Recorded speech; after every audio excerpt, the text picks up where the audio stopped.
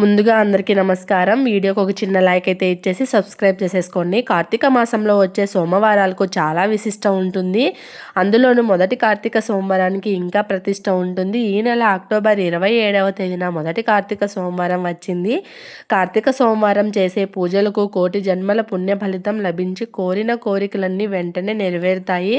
అంతంతటి శక్తివంతమైన కార్తీక సోమవారానికి ఉంటుంది. ఎంతో శక్తివంతమైన మొదటి కార్తీక సోమవారం నాడు శివుడు ఎలా పూజించాలి, ఉపవాసం ఉండేవారు ఏ నియమాలు పాటించాలి, ఉపవాసం ఉండలేని వారు ఏం చేయాలి, ఈ రోజున ఏ దీపాలు వెలిగించాలి, శివాలయాల్లో దీపాలు ఎలా వెలిగించాలి, ఇలా ఎన్నో అద్భుతమైన విషయాల గురించి ఈ వీడియోలో తెలుసుకుందాం. ముందుగా ఈ వీడియోకి ఒక లైక్ కొట్టి ప్రతి ఒక్కరూ ఓం నమః శివాయ అని కామెంట్ చేయండి.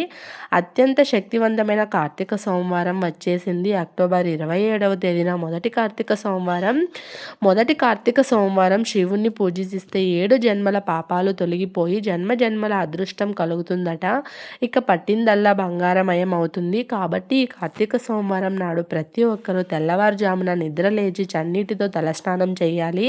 విశేషంగా ఈ సోమవారం నాడు నదీ స్నానాలు చేస్తే సకల పాపాలన్నీ వెంటనే తొలగిపోయి మోక్ష ప్రాప్తి కలుగుతుందంట. అయితే పుణ్య నదులలో స్నానాలు చేయలేని వారు నీటిలో కొంచెం పసుపు కలిపి పుణ్య నదుల పేర్లను తలుచుకుంటూ స్నానం చేయండి.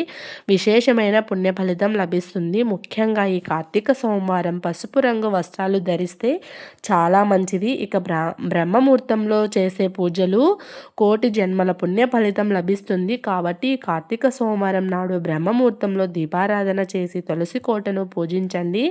ఉదయాన్నే దీపారాధన చేయలేని వారు కనీసం 8 గంటల్లో పైన పూజా కార్యక్రమాలను ముగించుకోండి.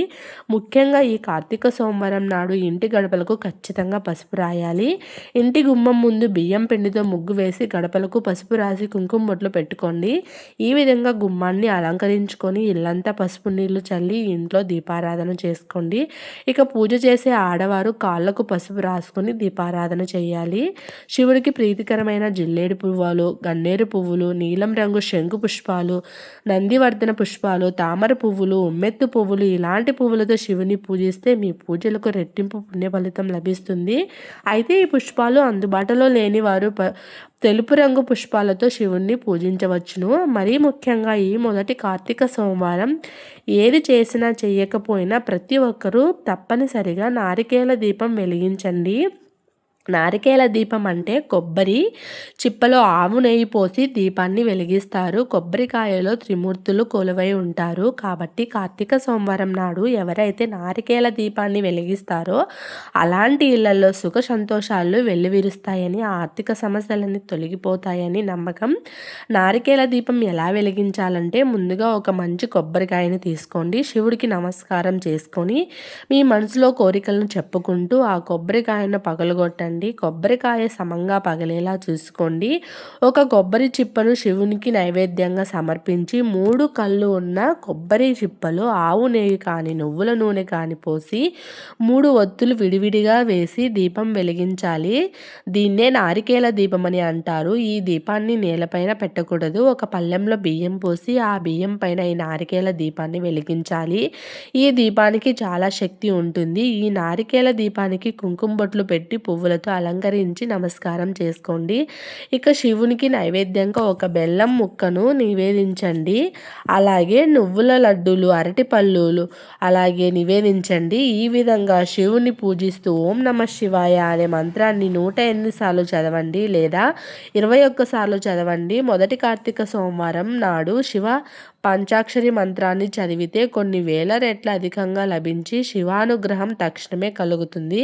ఇక చివరిగా శివునికి హారతి సమర్పించి నారికేల దీపానికి కూడా హారతి ఇచ్చి తలపై అక్షంతులు వేసుకొని 3 ప్రదక్షిణలు చేసి శివయ్యకు భక్తి శ్రద్ధలతో నమస్కారం చేసుకోండి. ఎంతో కష్టమైన వెంటనే తొలగిపోతుంది. కోరిన కోరికలు నెరవేరుతాయి. అయితే నారికేల దీపం వెలిగించలేని వారు పిండి దీపాలు వెలిగించిన రెట్టింపు పుణ్య ఫలితం లభిస్తుంది.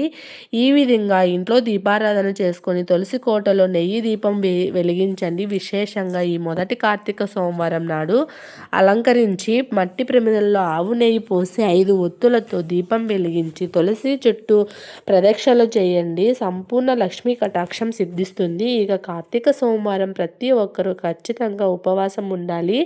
ఉదయం అంతా ఉపవాసం ఉండి సాయంత్రం నక్షత్ర దర్శనం చేసుకున్న తర్వాత భోజనం చేయాలి. ఈ రోజున ఆడవారు ఉపవాసం ఉంటే మాంగళ్య బలం పెరుగుతుంది. అయితే ఉపవాసం ఉండలేని వారు మీ ఆహారంలో వెల్లుల్లి అలాగే ఉల్లిపాయ లేకుండా చూసుకోండి. కానీ ఈ కార్తీక మాసంలో వచ్చే కోటి సోమవారం నాడు అంటే అక్టోబర్ 30వ తేదీ ప్రతి ఒక్కరూ ఖచ్చితంగా ఉపవాసం ఉండండి. కోటి సోమవారం ఉపవాసం ఉంటే కోటి సోమవారాలు ఉపవాసం ఉన్నంత పుణ్య ఫలితం కలుగుతుంది. ఇక సాయంత్రం 6 దాటిన తర్వాత మరలా తల స్నానం చేసి పూజ గదిలో దీపం వెలిగించండి. అలాగే ఇంటి గుమ్మం ముందు కూడా 2 దీపాలు వెలిగించండి. అలాగే మీ దగ్గరలో ఉన్న శివాలయానికి వెళ్ళి శివాలయంలో దీపాలు వెలిగించండి. విశేషంగా మొదటి కార్తీక సోమవారం నాడు శివాలయంలో ఉన్న ధ్వజస్తంభం దగ్గర 360 ఒత్తులతో దీపం వెలిగించండి. ప్రతి కార్తీక సోమవారం నాడు అలాగే కార్తీక పౌర్ణమి నాడు 360 ఒత్తులతో దీపం వెలిగించాలి. అదేవిధంగా ఉసిరి దీపం వెలిగించినా చాలా మంచి కలుగుతుంది. ఉసిరి చెట్టు కింద ఉసిరి దీపం వెలిగిస్తే ఇంకా రెట్టింపు పుణ్య ఫలితం లభిస్తుంది. అలాగే ఈ మొదటి కార్తీక సోమవారం తప్పనిసరిగా శివాలయంలో ఉన్న నంది కొమ్ముల మధ్య నుండి ఆ శివయ్యను దర్శించుకుంటే సర్వ పాపాలన్నీ వెంటనే తొలగిపోయి జన్మల అదృష్టాన్ని పొందవచ్చని మన వేద పండితులు సూచిస్తున్నారు. అలాగే ఈ కార్తీక సోమవారం నాడు బిల్వదళాలతో శివుని పూజిస్తే శివయ్య కనుకరిస్తాడట. అలాగే ఈ కార్తీక సోమవారం నాడు తప్పనిసరిగా దీపదానం చేయాలి.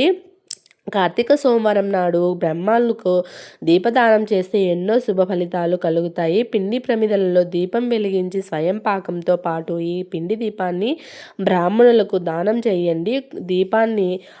దీపం అంటారు. కార్తీక మాసంలో దీపదానం కుటుంబానికి మంచి జరుగుతుంది. మరీ ముఖ్యంగా ఈ కార్తీక సోమవారం ప్రతి ఒక్కరూ ఆకాశ దీపాన్ని దర్శించి నమస్కారం చేసుకోవాలి. శివాలయంలో ధ్వజస్తంభం దగ్గర ఆకాశ దీపాన్ని వెలిగిస్తారు. ఈ దీపాన్ని చూస్తూ నమస్కారం చేసుకుంటే కోరిన కోరికలు ఖచ్చితంగా నెరవేరుతాయి. అలాగే ఈ కార్తీక సోమవారం నాడు శివయ్యకు ఎన్ని పూజలు చేసినా శివలింగానికి అభిషేకం చేయకపోతే మీరు చేసే పూజలకు సంపూర్ణ ఫలితం దక్కదు.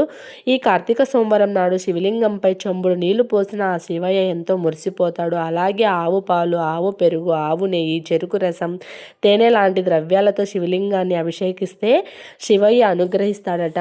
ఇక శివుడికి అత్యంత ప్రీతికరమైన వాటిలో విభూది ఒకటి. కాబట్టి ఈ మొదటి కార్తీక సోమవారం నాడు ఎవరైతే విభూది బొట్టును పెట్టుకుంటారో అలాంటి వారిని ఆ పరమేశ్వరుడు అనుక్షణం రక్షిస్తూ ఉంటాడు. విశేషంగా ఈ కార్తీక సోమవారం నాడు పేదలకు తిలాదానం చేస్తే చాలా మంచి జరుగుతుంది. తిలాదానం అంటే నువ్వులతో చేసిన ఆహార పదార్థాలను పేదలకు దానం చేయండి. దరిద్ర బాధలన్నీ తొలగిపోయి అదృష్టం కలిసి వస్తుంది. అలాగే ఈ కార్తీక సోమవారం నాడు శివునికి రుద్రాభిషేకం చేస్తే ఆ శివయ్య ఎంతో సంతోషించి కోరిన వరాలను వెంటనే ప్రసాదిస్తాడు. ఈ పవిత్రమైన కార్తీక మాసంలో శివుణ్ణి ఆరాధిస్తే సులభంగా పొందుతారు. ప్రతి నిత్యం శివాలయాల్లో దీపాలు వెలిగించండి. ఆవు నెయ్యితో దీపారాధన చేస్తే ఇంకా రెట్టింపు పుణ్య ఫలితం దక్కుతుంది.